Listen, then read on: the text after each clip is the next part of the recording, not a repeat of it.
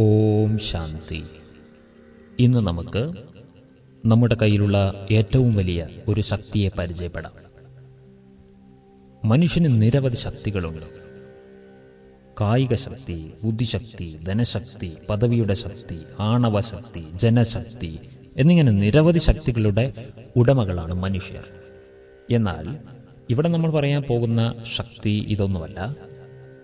നിങ്ങളൊന്നും ചിന്തിച്ചിട്ടേ ഉണ്ടാവില്ല ഈ ശക്തിയെക്കുറിച്ച്. ഇതാണ് ചിന്താശക്തി അഥവാ ഇച്ഛാശക്തി എന്ന് പറയുന്ന സാധനം. നമ്മൾക്ക് ഓരോരുത്തർക്കും ഉള്ളതാ. നമ്മുടെ ജീവിതത്തെ സുഗമമാക്കുന്നതിന് നമ്മുടെ ഇച്ഛാശക്തിയെ ട്യൂൺ ചെയ്യേണ്ടതായിട്ടുണ്ട്. നമ്മുടെ ഇച്ഛാശക്തി ട്യൂൺ ആകുന്നതിനനുസരിച്ച് നമ്മുടെ ജീവിതം ഈസിയാണ്, ലളിതം.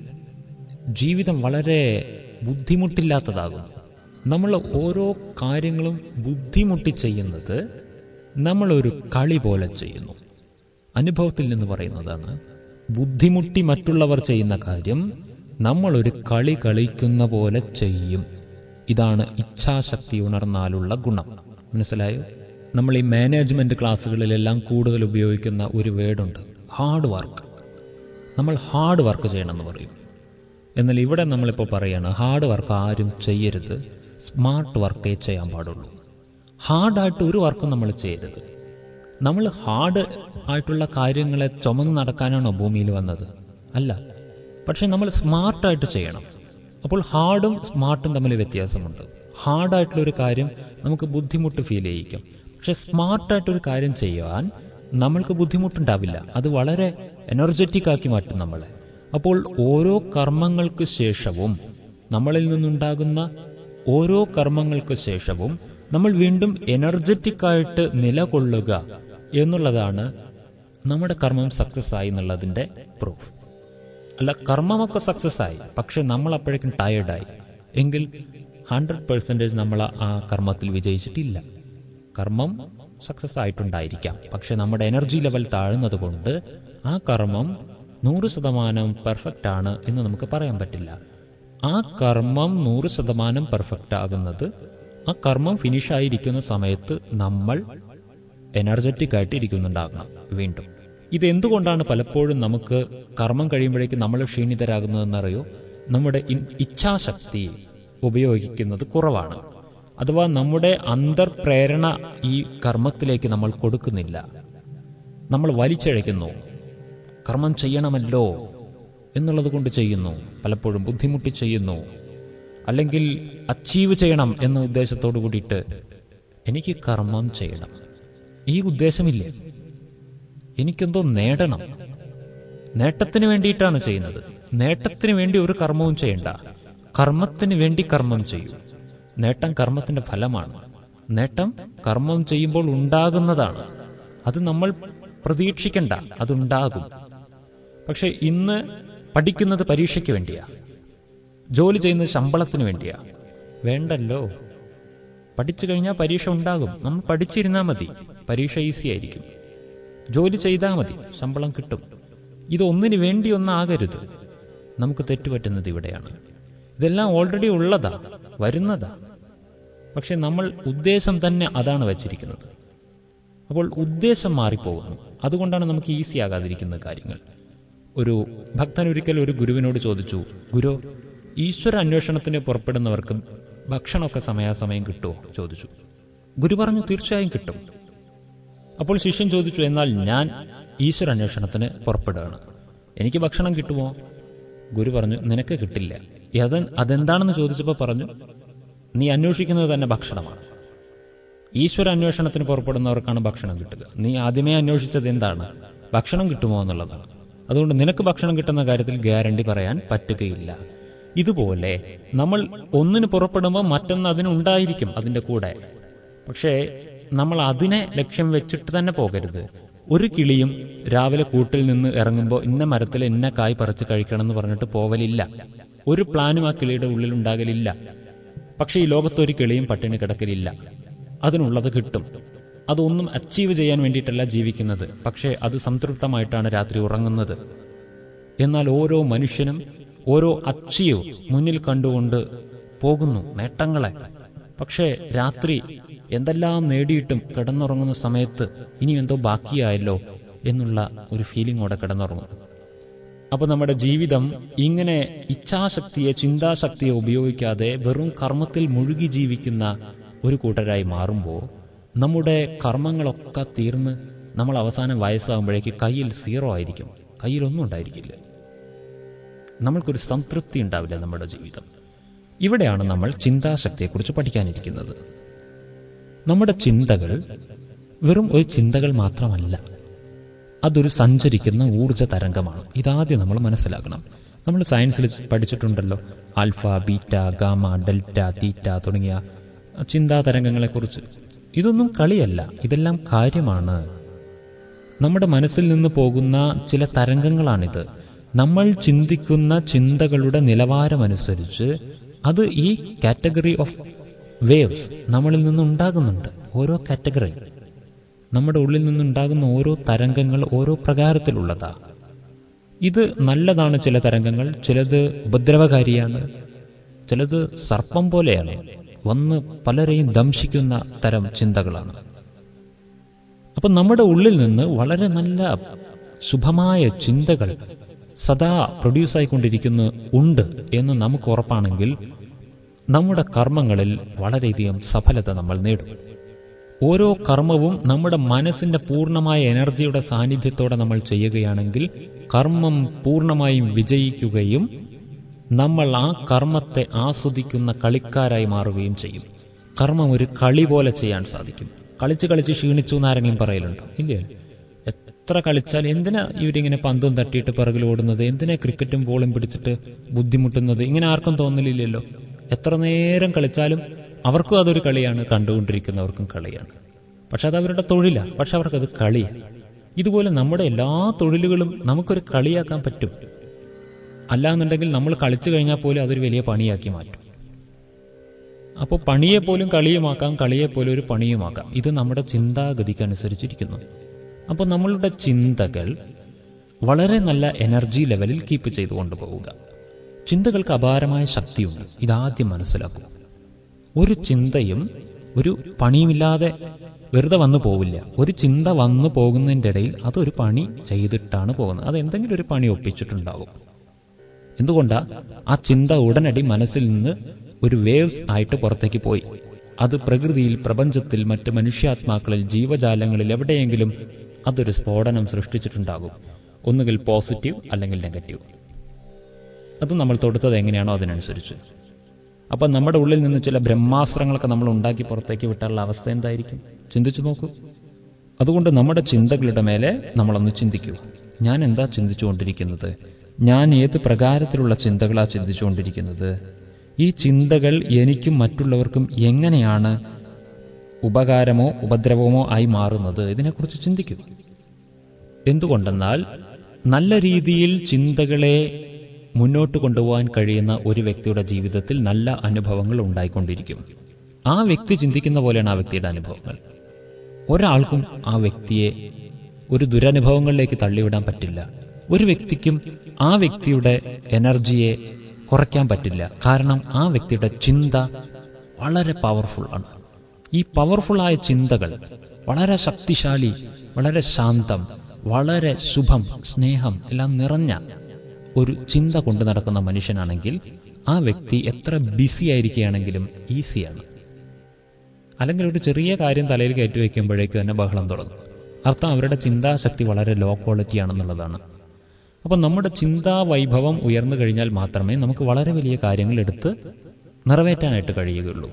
അതും വളരെ വലിയ കാര്യങ്ങൾ നിറവേറ്റിയിട്ടിരിക്കുകയാണെന്നുള്ള ഒരു ചിന്ത പോലുമില്ലാതെ വളരെ ഒരു കളി പോലെ അതിനെ നമ്മൾ തരണം ചെയ്യും. അപ്പം നമ്മുടെ ജീവിതത്തിലുണ്ടാകുന്ന ഓരോ അനുഭവങ്ങളും നമ്മുടെ തന്നെ ചിന്തകളുടെ റിഫ്ലക്ഷൻസ് ആണ് എന്നുള്ളത് ഇപ്പോൾ നമുക്ക് മനസ്സിലായല്ലോ. അതായത് നമ്മൾ ചിന്തിക്കുന്നതിനനുസരിച്ചാണ് നമ്മുടെ ജീവിതവും നമ്മുടെ കർമ്മവും നമ്മുടെ ചുറ്റുമുള്ള മനുഷ്യരുമൊക്കെ ഉരുത്തിരിയുന്നത്. ശരിക്കും പറഞ്ഞാൽ നമ്മുടെ മുന്നിൽ വരുന്ന ആളുകളൊക്കെ വെറും കണ്ണാടികളാണ്. നമ്മൾ അവരുടെ മുന്നിൽ ചിരിച്ചാൽ അവർ ചിരിക്കും, നമ്മൾ അവരുടെ മുന്നിൽ കരഞ്ഞാൽ അവരും കരയും, നമ്മൾ കോപിച്ചാൽ അവരും കോപിക്കും. അപ്പോൾ നമ്മുടെ മുന്നിൽ വരുന്നവരൊക്കെ എന്താണ്? എല്ലാം കണ്ണാടികളാണ്. എവിടെ നിന്നാണ് ഈ കണ്ണാടിയിൽ എന്തെങ്കിലും കാണപ്പെടുന്നത്? നമ്മളിൽ നിന്നുണ്ടാകുന്നതാണ് ആ കണ്ണാടിയിലേക്ക് പോകുന്നത്. കണ്ണാടി അത് തന്നെ തിരിച്ചു കാണിച്ചു തരുന്നത്. അപ്പൊ ചിന്തിക്കണം, ഞാൻ ചിരിച്ചാൽ അവർ ചിരിക്കും, അവര് ചിരിക്കട്ടെ എന്നിട്ട് ഞാൻ ചിരിക്കാം. ഇങ്ങനെയല്ല, ഞാൻ ചിരിച്ചാൽ അവർ ചിരിക്കും, പിന്നെ എന്തുകൊണ്ട് എനിക്ക് ചിരിച്ചുകൂടാ? കണ്ണാടിയുടെ മുന്നിൽ പോയി നിന്നിട്ട് ആ കണ്ണാടിയിൽ കാണുന്ന എൻ്റെ രൂപം ചിരിക്കുമ്പോഴേ ഞാൻ ചിരിക്കൂ എന്ന് പറഞ്ഞാൽ നടക്കൂ? ഇല്ലല്ലോ. ആദ്യം ചിരിക്കേണ്ടത് ഞാനാണ്, അത് എൻ്റെ പ്രതിബിംബമാണ്. ഇതുപോലെ ലോകത്തുള്ള ഓരോ മനുഷ്യരെയും ഇങ്ങനെ കണ്ണാടിയായി കാണും. നമ്മൾ ചെയ്യുന്നത് പോലെ അവർ ചെയ്യും. അപ്പം നമ്മൾ ഒരു വ്യക്തിയെ വളരെയധികം അനുകൂലമാക്കി, നമ്മൾക്ക് അനുകൂലമാക്കി മാറ്റുവാൻ, നമുക്ക് സന്തോഷമുള്ളൊരു വ്യക്തിയായി മറ്റൊരാളെ മാറ്റുവാൻ നമ്മൾ അവർക്ക് സന്തോഷം കൊടുക്കുന്നവരായി മാറിയാൽ മതി. നമ്മളെ അവരെ ആദരിക്കുവാൻ നമ്മൾ ആദ്യം അവരെ ആദരിച്ചാൽ മതി. നിങ്ങൾക്കൊരു വ്യക്തിയെ തലകുനിപ്പിക്കണമോ? നിങ്ങൾ അവരുടെ കാല് പിടിച്ചാൽ മതി. നിങ്ങളെ എഴുന്നേൽപ്പിക്കാൻ വേണ്ടി അവർ തലകുനിക്കേണ്ടി വരും. സിമ്പിളാണ്. പക്ഷെ നമ്മൾ ജീവിതത്തെ, ചിന്തകളെ ഉപയോഗിക്കുവാൻ അറിയാത്തത് കൊണ്ട് ജീവിതത്തെ തന്നെ വേസ്റ്റാക്കി കളയുന്നു. ജീവിതം തള്ളി നീക്കുന്ന ഒരവസ്ഥയിലേക്ക് എത്തുന്നു. അവസാനം വയസ്സായാൽ പോലും സാറ്റിസ്ഫൈഡ് അല്ല. അപ്പോൾ നമ്മുടെ ചിന്തകളെ നമ്മൾ എങ്ങനെ ഇനി സദുപയോഗം ചെയ്യും? സിമ്പിൾ ടെക്നിക് നമ്മൾ മനസ്സിലാക്കണം. എൻ്റെ ചിന്തകൾ ചിന്താശേഷിയുള്ള എല്ലാത്തിനെയും ബാധിക്കും, അല്ലാത്തിനെയും ബാധിക്കും. പ്രധാനമായും എൻ്റെ ചിന്തകൾ ചൈതന്യമുള്ള എല്ലാത്തിനെയും ബാധിക്കും. പ്രഥമമായിട്ട് അതാണ് നമ്മൾ മനസ്സിലാക്കേണ്ടത്. അതായത് നമ്മൾ ഒരു വ്യക്തിയെക്കുറിച്ച് ചിന്തിച്ചു കൊണ്ടിരിക്കുകയാണെങ്കിൽ നമ്മൾ അറിയാതെ ആ വ്യക്തിയെ ആ ചിന്ത സ്വാധീനിക്കുന്നുണ്ട്. നമ്മളിങ്ങനെ ചുമ്മാതിരിക്കുക, നമുക്ക് പണിയൊന്നുമില്ല. അപ്പോൾ നമുക്കൊരു വ്യക്തിയെക്കുറിച്ച് ഓർമ്മ വന്നു, നമ്മുടെ പരിചയത്തിലുള്ള ഒരാൾ. അയാളെക്കുറിച്ച് നെഗറ്റീവായിട്ടുള്ളൊരു ഓർമ്മയാണ് വന്നത്. അദ്ദേഹം അന്ന് എന്നോട് എന്നാലും ഇങ്ങനെയല്ലേ പറഞ്ഞത്, ശരിയായില്ല, അയാൾ എന്തുകൊണ്ടാണ് അങ്ങനെ സംസാരിച്ച്, ഇങ്ങനെ നമ്മൾ അവരുടെ നെഗറ്റീവായിട്ടുള്ള ഏതോ ഒരു ആക്ടിനെ നമ്മൾ എടുത്ത് അയവിറക്കിക്കൊണ്ടിരിക്കുകയാണെന്ന് വിചാരിക്കുക. ഇവിടെ ചിന്തിക്കേണ്ട ഒരു വിഷയം, ഇവിടെ വെറുതെ ഇരിക്കുന്നത് ഞാനാണ്. ആ വ്യക്തി വെറുതെ ഇരിക്കുക ആയിരിക്കില്ല. ചിലപ്പോൾ ആ വ്യക്തി ചിലപ്പോൾ ഓഫീസിൽ പോകാൻ വേണ്ടി ബസ്സിൽ തൂങ്ങിപ്പിടിച്ച് പോവുകയായിരിക്കും. ചിലപ്പോൾ അദ്ദേഹം ഏതെങ്കിലും നൂല് പോലുള്ള വല്ല പാലത്തിലൂടെ നടന്നു പോയിക്കൊണ്ടിരിക്കുകയായിരിക്കും. മനസ്സിലായില്ലേ? ചിലപ്പോൾ അദ്ദേഹം ഏതെങ്കിലും ഡേഞ്ചറസ് ആയിട്ടുള്ള എന്തെങ്കിലും കർമ്മങ്ങളിൽ മുഴുകിയിട്ടിരിക്കുകയാവും. നമ്മളിവിടെ വെറുതെ ഇരുന്നിട്ട് ആ വ്യക്തിയുടെ നേർക്ക് മുള്ളു പോലെയുള്ള ചിന്തകളെ അയച്ചുകൊണ്ടിരിക്കുകയാണ്. ചിന്തിക്കുക, തീർച്ചയായും ആ വ്യക്തി എവിടെയാണെങ്കിലും ഈ ചിന്തകൾ തരംഗങ്ങളായി സഞ്ചരിച്ച് ആ വ്യക്തിയിൽ വരെ എത്തിച്ചേരും. ആ വ്യക്തി അവിടെ അദ്ദേഹത്തിന്റെ കർമ്മം പിഴയ്ക്കുവാനോ അദ്ദേഹത്തിന്റെ ചിന്തകൾ ഡൈവേർട്ട് ആകുവാനോ സാധ്യതയുണ്ട്. അതിനുള്ള സാധ്യത കാണുന്നു. കാരണം ചിന്ത എവിടേക്ക് ഫോക്കസ് ആയിട്ടുണ്ടോ അവിടേക്ക് അത് സഞ്ചരിക്കും. നമുക്ക് തന്നെ പലപ്പോഴും ജീവിതത്തിൽ അനുഭവം ഉണ്ടായിരിക്കാം. നമ്മളൊരാളെ ഫോൺ വിളിക്കാൻ പോകുമ്പോഴേക്കും ആ ഫോണിൽ അദ്ദേഹത്തിന്റെ ഫോൺ ഇങ്ങോട്ട് വരിക. നമ്മളൊരാളെ കാണാൻ വേണ്ടി ഇറങ്ങണമെന്ന് വിചാരിക്കുമ്പോഴേക്കും അന്ന് ആ വ്യക്തി നമ്മുടെ വീട്ടിൽ വരിക. എന്തെല്ലാം അനുഭവങ്ങൾ! നമ്മൾ ആരെങ്കിലും കാണാൻ പോകുന്നതിനിടയിൽ ബസ്സിൽ നിന്ന് തന്നെ ആ വ്യക്തിയെ കാണുക. പല രീതിയിൽ. കാരണം നമ്മുടെ ചിന്തകൾ ആ വ്യക്തിയിലേക്ക് സഞ്ചരിക്കുന്നുണ്ട്. അപ്പോൾ സദാ നമ്മൾ മറ്റുള്ളവരുടെ നല്ലത് ചിന്തിക്കാൻ ബാധ്യസ്ഥരാണ്. നമ്മൾ അവരുടെ ഏതെങ്കിലും അശുഭമായ വശങ്ങൾ ചിന്തിക്കുമ്പോൾ ശ്രദ്ധിക്കണം, അവരുടെ വഴിയിൽ നമ്മൾ മുള്ള് വാരി എറിഞ്ഞുകൊണ്ടിരിക്കുക, മുള്ള് വാരി എറിഞ്ഞുകൊണ്ടിരിക്കുക, അവരുടെ ജീവിതത്തെ ബുദ്ധിമുട്ടിപ്പിച്ചുകൊണ്ടിരിക്കുകയാണ്. അപ്പോൾ നമ്മൾ ഒരു വ്യക്തിയെയും ചിന്ത കൊണ്ട് ബുദ്ധിമുട്ടിപ്പിക്കരുത്. മാക്സിമം നമ്മളുടെ മനസ്സിൽ നിന്നുള്ള ശുഭമായ ആശകൾ, ശുഭമായ പ്രതീക്ഷകൾ, ശുഭമായ ചിന്തനങ്ങൾ അവരുടെ ജീവിതത്തെ പോഷിപ്പിക്കുവാൻ വേണ്ടി ഉപയോഗിക്കണം. ഇന്ന് നമ്മൾ വെറുതെ ഇരിക്കുന്നത് കൊണ്ട് അവരുടെ മോശമായ കാര്യങ്ങൾ ചിന്തിക്കുന്നത്. നമ്മുടെ മുറ്റം അടിച്ചു വാരാതെ നമ്മൾ എന്തിനാ അടുത്ത വീട്ടിലെ മുറ്റം അടിച്ചു വാരുന്നത്? നമ്മുടെ മുറ്റം മുഴുവൻ വൃത്തികേടായി കിടക്കുക. നമ്മൾക്ക് വ്യഗ്രതയാ, കണ്ടോ അവരുടെ മുറ്റത്ത് മുഴുവൻ കുപ്പ കിടക്കുന്നത്. ഈ നേരം നമ്മൾ നമ്മുടെ മുറ്റം ക്ലീൻ ചെയ്യൂ, മീൻസ് നമ്മുടെ കുറവുകളെ കണ്ടെത്തൂ, അതിനെ ശരിയാക്കൂ. നമ്മൾ അവരുടെ കുറവുകളെ കണ്ടെത്തി പറഞ്ഞു കൊടുത്ത് അവസാനം അവർ ശരിയാകും. പക്ഷെ അവർ ശരിയാകുമ്പോഴേക്കും നമ്മളിവിടെ വഷളായിട്ടുണ്ടാവും. അപ്പോൾ അതുകൊണ്ട് നമ്മൾ പ്രധാനമായും ചെയ്യേണ്ടത് നമ്മുടെ കുറവുകൾ കണ്ടെത്താൻ നമ്മൾക്ക് വളരെ വ്യഗ്രത വേണം. നമ്മുടെ കുറവുകൾ കണ്ടെത്താതിരിക്കരുത്, കണ്ടെത്തണം. അല്ലെങ്കിൽ അത് മറ്റുള്ളവർ കണ്ടെത്തും. പക്ഷെ മറ്റുള്ളവരുടെ ശുഭം കണ്ടെത്താൻ നമുക്ക് വ്യഗ്രത വേണം. അവരിൽ എത്ര നന്മകളുണ്ട്, അവരിൽ എത്ര നല്ല ഭാഗങ്ങൾ കിടക്കുന്നു, ഇത് നമ്മൾ തെരഞ്ഞു കണ്ടുപിടിക്കണം. ഇതിന് പരിശ്രമിക്കണം. പക്ഷെ നിഷ്കളങ്കമായ ഒരു മനസ്സിൻ്റെ ഉടമയ്ക്ക് മാത്രമേ ഇത്രയും വലിയൊരു ഉദ്യമം ഏറ്റെടുക്കാൻ സാധിക്കുകയുള്ളൂ. അല്പം നിഷ്കളങ്കത നമ്മുടെ മനസ്സിലേക്ക് നമ്മൾ ആഡ് ചെയ്യണം. അതിലുണ്ട് നിഷ്കളങ്കത. നമ്മളെ കറകളൊക്കെ ഒന്ന് നീക്കം ചെയ്താൽ മതി. മനുഷ്യൻ മാത്രമേ കളങ്കം കൊണ്ടു നടക്കുന്ന മനസ്സുകളുടെ ഉടമകളായിട്ടുള്ളൂ. ഒരു പശു പാടത്ത് മേയുമ്പോൾ അതിൻ്റെ മേലെ കുയിലും കാക്കയും കൊറ്റിയൊക്കെ വന്നിരുന്ന് കൊത്തുന്നു കണ്ടിട്ടില്ലേ? നമ്മളൊന്ന് പോയി നിന്നേ പാടത്ത്. നിങ്ങൾ ഒരു ദിവസം മുഴുവൻ നിന്നാലും ഒരു കൊക്കോ കുയിലോ അതിന് മുകളിൽ വന്നിരിക്കില്ല. കാരണം അതിന് എന്താ, നമ്മളതിനൊന്നും ചെയ്യണ്ട, കയ്യിൽ വടിയൊന്നും പിടിക്കണ്ട. നമ്മൾ പശു വാലാട്ടുന്നുണ്ടാവും, അതിന് വിരട്ടി ഓടിക്കുന്നുണ്ടാവും, തല കുലുക്കിയിട്ട് അതിനെ പേടിപ്പിക്കുന്നുണ്ടാവും. എന്നിട്ടും അത് വീണ്ടും പറന്നു വന്നിരിക്കും. നമ്മളൊന്നും ചെയ്യണ്ട, നമ്മൾ സ്റ്റില്ലായിട്ടിരിക്കും, അതിനെ ഉപദ്രവിക്കണ്ട. എന്നിട്ടൊരു കൊക്ക് വന്നിരിക്കട്ടെ, ഇരിക്കില്ല. കാരണം നമ്മുടെ ഉള്ളിൽ നിന്നുണ്ടാകുന്ന ചിന്തകളുടെ തരംഗങ്ങൾ ഈ ജീവജാലങ്ങൾക്ക് കിട്ടും. ഇതാണ് ചിന്തകളുടെ ശക്തി അളക്കാനുള്ള പ്രകൃതിയുടെ ഉപകരണങ്ങളാണ് ഇവയൊക്കെ. ജീവികൾക്ക് ചിന്തകളുടെ ശക്തി അളക്കാനുള്ള കഴിവുണ്ട്. അതുകൊണ്ടാണ് സുനാമി നടന്ന സമയത്ത് കെട്ടിയിട്ട ജീവികൾ ഒഴികെ ബാക്കി സ്വതന്ത്രരായ എല്ലാ വളർത്തു മൃഗങ്ങളും രക്ഷപ്പെട്ടു. 2 മണിക്കൂർ മുമ്പ് അവർ ഓടി രക്ഷപ്പെട്ടു എന്നാണ് പറയുന്നത്. അവർക്ക് പിടികിട്ടി പ്രകൃതിയിൽ എന്തോ ആപത്ത് വരുന്നു. മനുഷ്യൻ ഈ കടലുള്ളിലേക്ക് വലിഞ്ഞ സമയത്ത് പോലും പിടികിട്ടിയില്ല, ചിന്തിക്കാനുള്ള കഴിവുണ്ടായില്ല. അവൻ അപ്പോൾ കൂടുതൽ കടലിനകത്തേക്ക് ഇറങ്ങി കളിക്കുക ചെയ്തത്. അപ്പോൾ മനുഷ്യനേക്കാൾ ബുദ്ധി ആ മൃഗങ്ങൾക്കുണ്ട് ഈ വിഷയത്തിൽ. ചിന്താശക്തി, നിഷ്കളങ്കമായ മനസ്സിൽ ഉണ്ടാകുന്ന പ്രേരക ശക്തി, അത് മൃഗങ്ങൾക്ക് ഇപ്പോൾ കൂടുതലാണ്. മനുഷ്യൻ ഈ കഴിവ് നേടണമെങ്കിൽ ചില കാര്യങ്ങളിൽ നമ്മൾ ഈ മൃഗത്തെ പോലെ ഒരു നിഷ്കളങ്കതയിലേക്ക് എത്താനുണ്ട്. ചില കാര്യങ്ങളിൽ നമ്മൾ ആ ഒരു പക്വമായ, വളരെയധികം ശീതളമായ മനസ്സിനുടമയാകണം.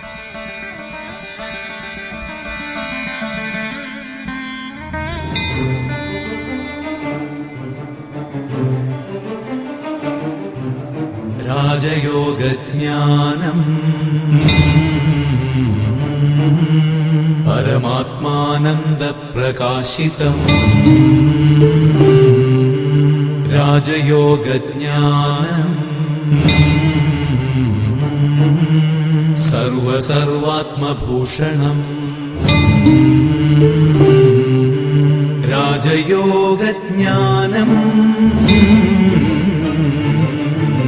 സമസ്ത ദുരിതമുക്തിതം. രാജയോഗജ്ഞാനം സർവഗുണാർത്ഥസാധകം. രാജയോഗജ്ഞാനം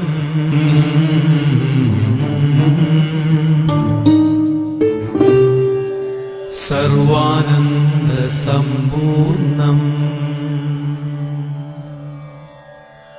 ഓം ശാന്തി ശാന്തി ശാന്തി. ലോകാ സമസ്ത സുഖിനോ ഭവന്തു.